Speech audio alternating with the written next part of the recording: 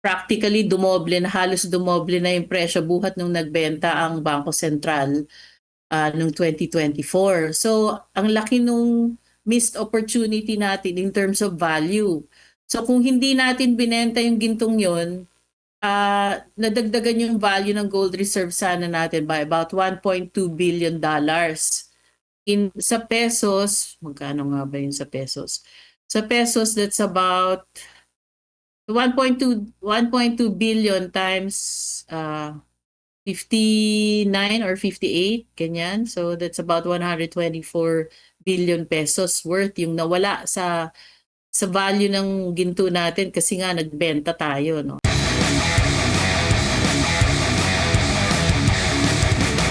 Tumataas daw yung presyo ng ginto ba tsaka pilak? Ano po ang nakikita nyo po rito, ma'am, na implikasyon po?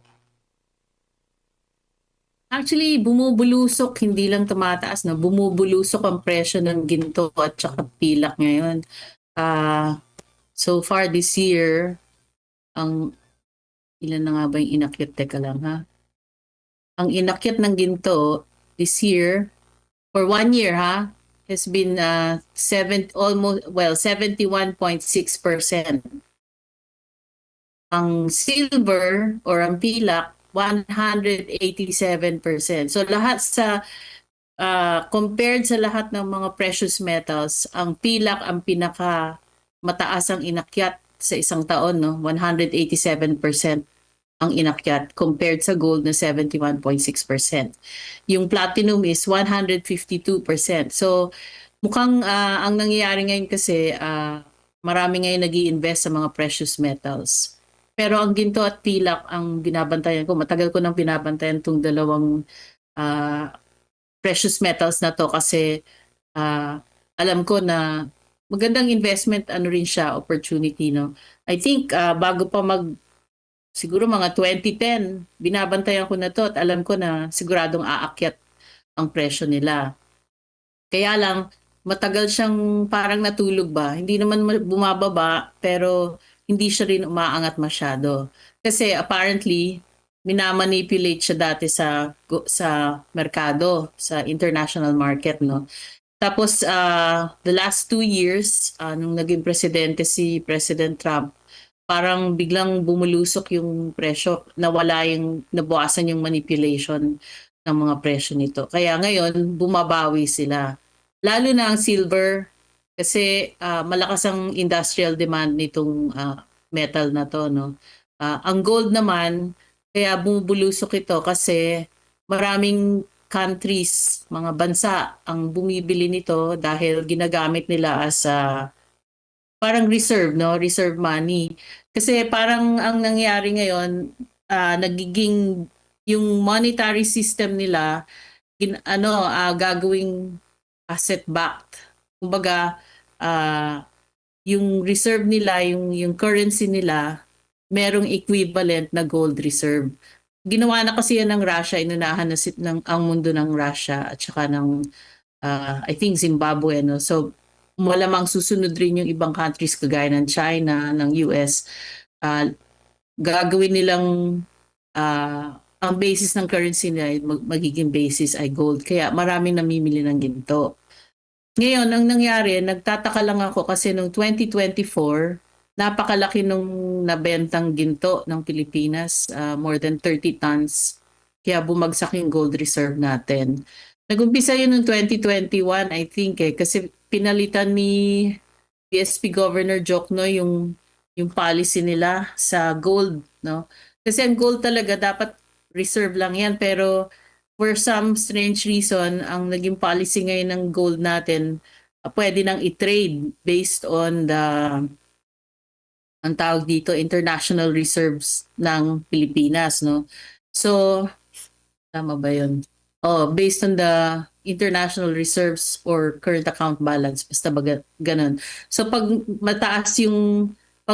mataas yung international reserve natin, nagbabawas sila ng gold, nagte-take advantage. Pero hindi ko lang maintindihan kasi for a long time, yung mga gold analysts, very bullish sila sa presyo ng gold. So, hindi talagang magandang magbenta ngayon kasi pataas talaga ang presyo ng ginto. Tapos hindi natin alam kung saan napupunta yung proceeds ng pagbenta.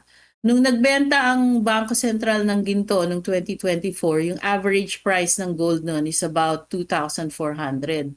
Nakita mo naman ngayon, actually, yung fina-flash mo dyan sa screen mo, mababa na yan. As of today, no, 4,600 na ang gold. So, practically dumoble na, halos dumoble na yung presyo buhat nung nagbenta ang Bangko Sentral noong 2024. So, ang laki nung missed opportunity natin in terms of value.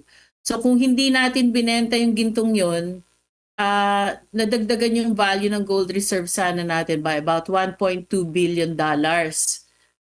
Sa pesos, magkano nga ba yun sa pesos? Sa pesos, that's about 1.2 billion times 59 or 58, ganyan. So that's about 124 billion pesos worth yung nawala sa value ng ginto natin kasi nga nagbenta tayo, no? Nagbenta tayo ng maaga, masyadong maaga. Baka So naman po hindi ko kasi alam ma'am, kung baka naman po ah kasi ang bumili nun yung may pera dahil sa korupsyon. Tapos nagbenta hindi ngayon. natin alam kasi binibenta nila sa global market eh. You know, ang importante dito, sana i-explain ng Bangko Sentral kung saan napunta yung proceeds nung binenta nilang ginto kasi hanggang ngayon di natin alam kung anong nangyari doon sa proceeds na yon, kung saan napunta.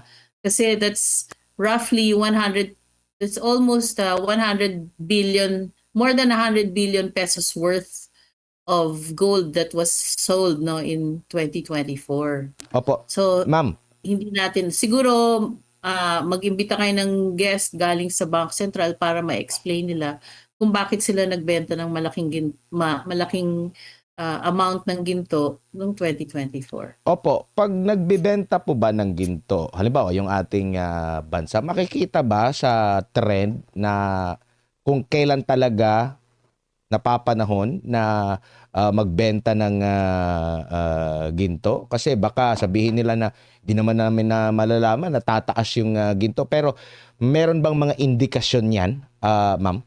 Marami, oo. Kasi you have to compare yung supply at demand, di ba? Kagaya sabi ko kanina, maraming mga bansa ngayon na bumibili ng ginto. Ang pinakamalaking buyers, China, US, o ba, India, yan. Kasi ang ginto, maraming ano yan eh, maraming uses. Hindi lang siya investment, ginagamit rin siya for jewelry, at saka ginagamit rin for industrial use. No? Kasi conductor din siya ng electricity. But the biggest demand is really for jewelry. Kaya ang China at India ang dalawa sa pinakamalaking buyers niyan. So Opo. pero yung mga yung investments pa lang ang ano no ay hindi tama, jewelry nga 40 to 50% ng demand for gold is used for jewelry, and then 30 to 40% is used for investment, so ginagawang coins or ETF, no? And then yung central bank acquisition, mga 15 to 25%. Opo. Ma'am, So yan ang gamit ng ginto. opo. Kumbaga, yun nga yung susunod ko sanang itatanong kung sa kasaysayan po ninyo nung nanilbihan po kayo, saan malimit na pupunta yung ibinebenta po, kung may ibinebenta man na ginto ang BSP. Usually nga yung mga ibang countries na namimili, so bebenta nila sa world market.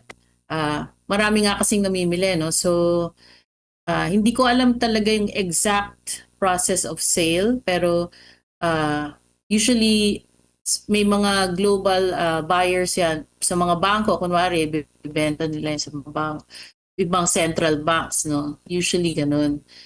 Dito kasi sa Philippines, hindi mo ma-trade ang ginto unless may kilala kang jeweler or mga retail buyers, ganyan. Walang institutional selling at buying dito sa Pilipinas ng ginto. Pagka may mga miners tayo, kasi may mga miners tayo ng ginto, no? Dapat ibenta nila sa central bank. Hindi nila pwedeng ibenta sa iba. Opo, ma'am, good evening. Si MJ po ito. Ma'am, Matindi ngayon, no? Yung Hi, MJ. bangayan ng China at ng US, especially na yung China ngayon ang nagko-control o nagdo-dominate sa world supply po ng silver dahil sila nga po ang producer ng mga gadget na silver naman ay magandang semiconductor sa mga bagong kagamitan. Do you think, ma'am, US and China, madadamay talaga tayo sa kanilang banggaan kasi nga marami tayong supply ng silver at ng gold? Actually, hindi naman kalakihan, no. In fact, hindi naman tayo talaga major producer ng silver. Sa silver 2% lang ang production contribution natin sa world market. Ang ginto naman 1% lang yung ating capacity to produce, no.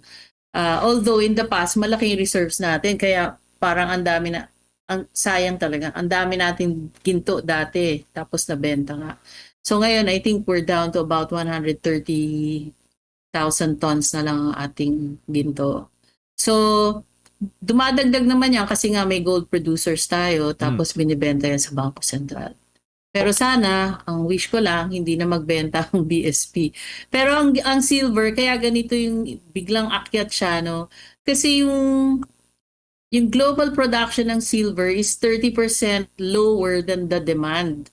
Kasi biglang umakyat ang demand sa silver ng electronics, yung mga solar panels, ginagamit yan. Kasi ang pilak, magaling siyang maging electrical conductor. In fact, it's the best electrical conductor. Kaya yung mga telepono natin, yung mga circuit boards niyan, yung mga tawag dito, yung mga semiconductor, may silver yan. Yan. Tapos yung mga electric cars, electric vehicles, gumagamit din yan ng silver. So yun. Kaya dahil sa dami ngayon ng gumagawa ng mga electric vehicles nga, malakas ang demand talaga sa pilak. So last year or in 2024 pala, sorry, yung total demand sa pilak was 36,000 metric tons, no. Ganun kalaki yung demand. Pero yung supply was only 21,160 metric tons.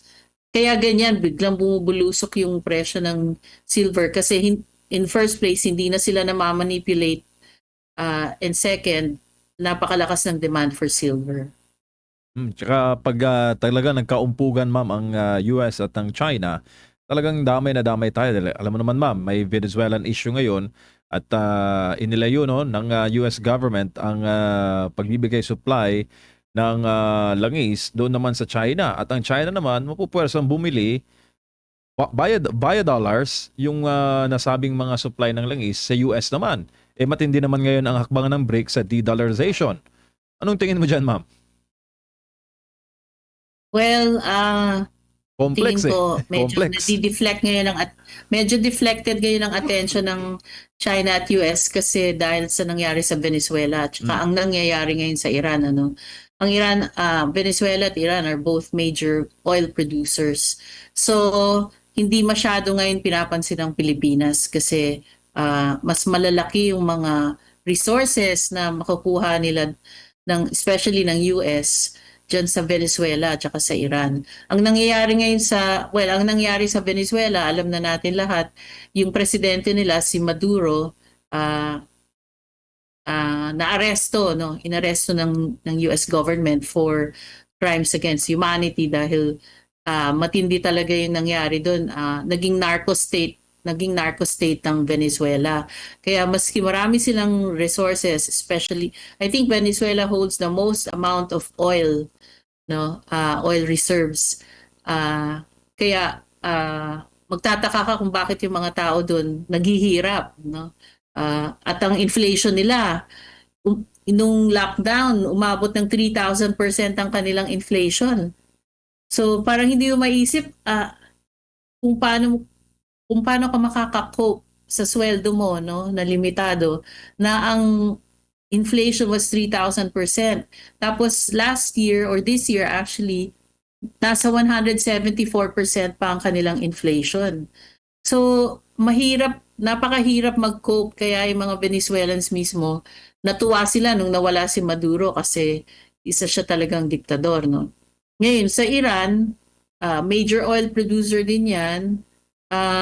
Ang nangyari ngayon, nagre-revolution doon ngayon yung mga tao. So, I think 2 weeks na silang nasa kalye at dinidemand yung pag-alis ng Shah, no, ng Iran. Kasi wala silang tubig. Mas matindi ang problema ng Iran kasi wala na silang tubig. I think yung reservoirs nila, 5 malalaking reservoirs, only contain about 12% supply of water. Tapos, yung mga wells nila dry na. So, wala na silang tubig. Tapos, yung kuryente nila, limitado pa, no? Kaya napakalaki ng problema sa Iran ngayon. So, ngayon, nandyan ngayon nakatutok yung malalaking countries ngayon kasi it's a battle for resources, no? So ang US may advantage na sila sa Venezuela. Itong Iran mukhang parang humihingi na ng tulong yung sino nga ba yun yung Crown Prince ng Iran, kasi in exile yung Crown Prince pero sinusunod siya ngayon ng mga tao, no, through social media. So, humihingi na siya ng tulong sa US na tulungan yung mga tao sa Iran kasi napakalimitado na talaga ng supply nila ng tubig doon tsaka kuryente. So, marami nang in fact namamatay ngayon kasi minamassacre ng government ng Iran yung mga Iranians na nagrarally or nagpoprotesta. So, dyan ngayon nakatutok yung malalaking country. So, hindi masyadong napapansin ng Pilipinas ngayon. Ma'am, nakikita niyo po ba na matutulad tayo kasi maraming nag-chat dito na baka matulad daw tayo sa pinagdadaanan ng dalawang bansa na synonymous po ng ating kinakaharap din ng mga problema sa Pilipinas, issue po ng korupsyon, illegal na droga at kahirapan, ma'am. Yeah, sa akin nasa atin na yung mga Pilipino kung gusto nating solusyonan yung problema natin kasi matindi na rin yung problema natin dito. Pag hindi pa natin hanapan ng solusyon to, baka maging kagaya tayo ng Venezuela. Actually, ilang beses ko nang sinabi sa inyo sa every time ini-interview niyo ako na buti na lang sinusuportahan tayo ng mga OFWs kasi kung hindi, we are probably already in a recession.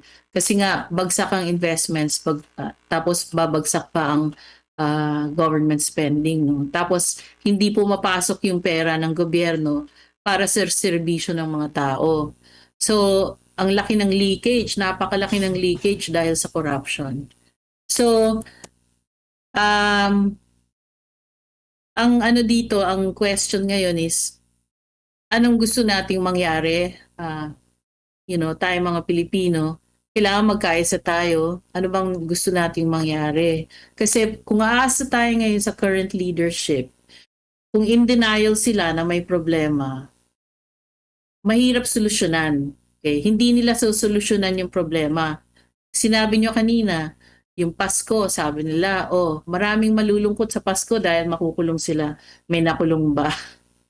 'Di ba? May konting nakulong mga yung mga Diskaya, yung mga ibang taga DPWH, pero yung talagang yung punot dulo ng problema, meron ba talagang nakulong, 'di ba? Hanggang ngayon walang accountability at saka hindi natin mabawi na yung mga lumabas na pera, 'di ba? Saan napunta yung mga perang yun, ng mga ghost projects? Paano natin mababawi yun? Mababawi pa ba natin yun? Yun yung tanong So ngayon, tayo mga Pilipino, anong gusto nating gawin? Kasi napakalaki na nung nailabas, tapos yung 2026 budget, ang laki pa rin ng insertions. Okay? So, yung insertions na yun will be leakages again. Diba? In another form. So, ang napansin nga ni Senator Amy Marcos, napansin niya ang laki ng allocation sa mga farm-to-market roads. So, kaya kinumpara niya sa minced meat, no? Kasi parang, maliliit na projects ang titingnan nila, pero malaki, pag tinotal mo, napakalaki pa rin ng possible leakages dyan. Yan. So, sa akin, parang alam mo, mahirap nang tanggapin yung current leadership talaga eh. Napakahirap tanggapin. Opo, ma'am, ano po masasabi naman ninyo sa projection na inihayag po ng Bangko Sentral ng Pilipinas na medyo matamlay yung ating takbo ng ekonomiya dahil nga din dito sa mga kontrobersya nitong mga nakalipas. Kumbaga, kahit na sabihin at ipagmalaki ba ng ating administrasyon ngayon na tinututukan ang transparency, paglaban sa korupsyon, ipinagmamalaki pa nila na nagsimula daw sa kasalukuyang administrasyon, parang ang epekto nito, ganun din ang tiwala ng investor parang wala na ata, hindi lang parang baka wala na nga ata at aminado ang BSP na matatamlay ang takbo ng ekonomiya ngayong taon. Oo, mahirap kasing ibalik yung tiwala kasi iba yung sinasabi sa ginagawa. Kaya madaling magsalita eh. Madaling sabihin, oh, balik na ang investor confidence, oh, gagawin namin to. Gaano katagal bang gumawa ng isang flood control project? Di ba? Will it take a year or so? Di ba? Hindi ganun kadali yun eh. Tatlong taon na yung nalustay nila kung inumpisahan nila noong 2022 yung mga flood control projects na yan, di sana hindi tayo masyadong namumroblema sa baha. So ang worry ko, pagdating na naman ng tag-ulan, babalik na naman yung mga matitinding baha kasi kung ngayon lang sila nag-uumpisa, hindi nila matatapos yan, di ba? Tapos ngayon, linihis pa nila yung pera, gagawin raw sa farm to market roads. Diba? So less yung pera papuntang flood control. Tapos hindi pa nila nababawi yung perang nawala ng mga ghost projects, no? Saan napunta yun? So hanggang ngayon walang accountability. So paano ka maniniwala sa sinasabi ng pamahalan ngayon samantalang wala tayong nakikitang pagbabago? Opo, ma'am, dito naman po ako sa baka may opinion po kayo doon sa naging suhestyon or resolution na ni Senador Robin Hood Padilla kaugnay po doon sa pag-demonetize doon sa 1,000 peso bill na panlaban dito sa korupsyon na maaari kasi kung nakacash yan at nakita kasi mali-maleta yung cash hindi magagamit. Sa tingin nyo po, maganda yung hakbang na yon, doable ba yon? Maganda ba yon para sa paglaban ng dito nga po sa issue ng corruption po? Maganda yun kung immediate yung pag-implement, di ba? Kasi kailan pa ba naibunyag tong mga corruption na to, di ba? Last year pa. So marami na dyan, nag-convert na nung cash nila into something else. They would have bought real estate, jewelry, watches, ganyan. Kumbaga na-launder na yung pera. So, paano mo pa i-demonetize, maski sabi mo, palitan na natin yung pera para yung mga nailabas hindi na magamit, nagamit na nila yan eh. So, malamang nasa either bumili sila ng ginto, ng dollars, ng, naipalit na yan at nailabas na yan sa bansa. Kaya maganda yung suggestion niya kung immediate yung implementation. Kaya lang, kagaya niyan, it will still go through the process, no? Sa Bangko Sentral. Kasi ang Bangko Sentral nagko-control ng pera natin. So, syempre, pagdedebatihan pa yan ng Monetary Board at kailangan, not sure kung kailangan pa ng congressional approval, pero ang alam ko, ang Bangko Sentral ay isang autonomous entity or institution. So, they will be the ones who will decide if they want to monetize our currency or not. Opo. Ma'am, huli na lang pong topiko na pag-uusapan din yung sa ekonomiya natin. May malaking epekto po ba sa ating ekonomiya kung hindi naging priority po ng gobyerno? Kasi may mga ulat, yun nga, yung mga key projects, yung mga malalaking proyekto, lalo na yung mga foreign assisted na mga projects, binawasan ng husto yung budget na alam natin during build ng nakalipas na administrasyon. Malaking tulong ito kahit sa panahon ng pandemya, may trabaho pa rin yung ating mga kababayan at ngayon napapakinabangan. Meron lang talagang hindi natapos during those years po, ma'am. Alam mo, malaking ano yan, malaking epekto niyan dun sa mga bilateral agreements natin. Tsaka yung mga magpapautang na ibang bansa. No? Kagaya nung South Korea, di ba parang inatras na nila yung commitment nila na magpautang sa atin. Kasi nawala na nga yung tiwala. So kung hindi nagagamit yung pera ng mahusay, bakit pa magpapautang itong mga foreign investors at saka yung mga foreign countries, no? Kasi usually pagka bilateral agreements between two countries, no, mas mababa yung interest eh. Sayang, we really have to protect yung interest yung ating relationship dun sa ibang bansa kasi kunwari yan sa ASEAN o kaya sa APEC, no.